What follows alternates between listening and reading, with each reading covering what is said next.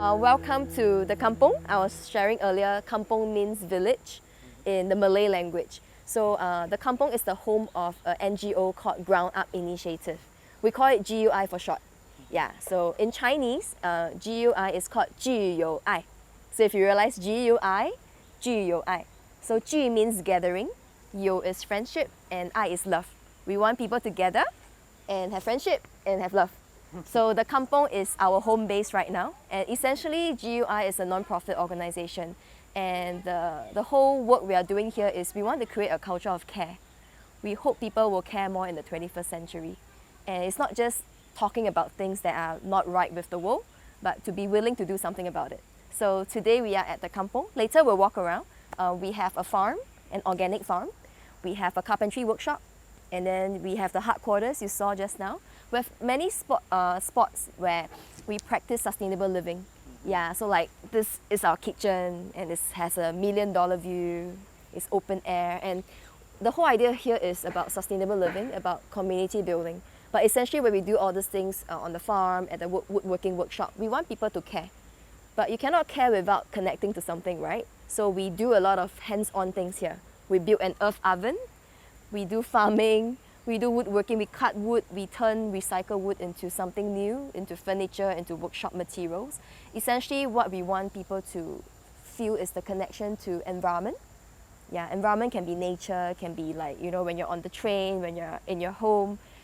We want people to connect to one another, to have friends, to learn how to talk about things in a safe space, and most importantly, connection with yourself. So 3 kinds of connection: to the environment, to people, and to myself. There's always a saying that goes like this. It's by Blaise Pascal. I think it's a French philosopher. One of humanity's greatest problems stem from the inability to sit quietly in a room alone. So you were talking about 21st century learning, right? We are in the era of knowledge. We don't lack knowledge right now. I can easily go to the internet and find something.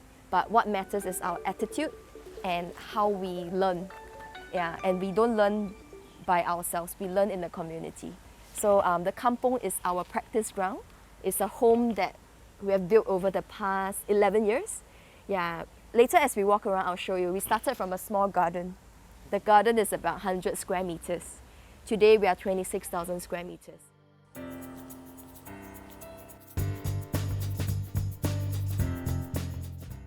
So essentially when we built this kampong, we want people to have the space to try, because you cannot learn without failing. Yeah, so what we want to create here is a space for creativity and a space for risk-taking. Because I cannot learn how do I put it? You cannot learn by just doing the right thing. You have to do the wrong thing sometimes, and you realize it along the way, and then you make mistakes. But the space must give you a chance to forgive yourself and to forgive the people you work with, and then you move on. So then you learn as you do again. The fact that you can try again means you're not giving up, and that's resilience. And how do I be creative? I be inspired by nature, I be inspired by people from all over the world, people from all walks of life. I have architects, I have designers, I have housewives, I have people who are software engineers. You met him earlier. He's from India, from the northern part. He's here with his family, and to us it is a global thing.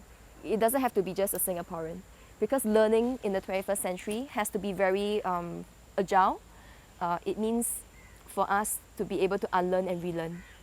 Yeah, because sometimes we have all these beliefs from the way we grow up, right? But as we meet more people who are different from us, how do we learn to be open? And how do we accept? You may not agree, but you can accept. Yeah, I think fundamentally this is the conversation we feel we need to have more in Singapore, because Singapore is quite diverse as well.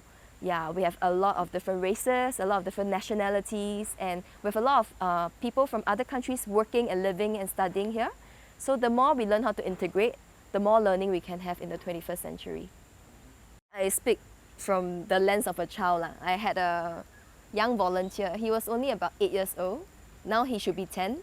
So when a Chinese newspaper interviewed him, the reporter asked him what was the difference between the people here and the people outside. So in Chinese, in Mandarin, he said, oh, the people outside have a black face.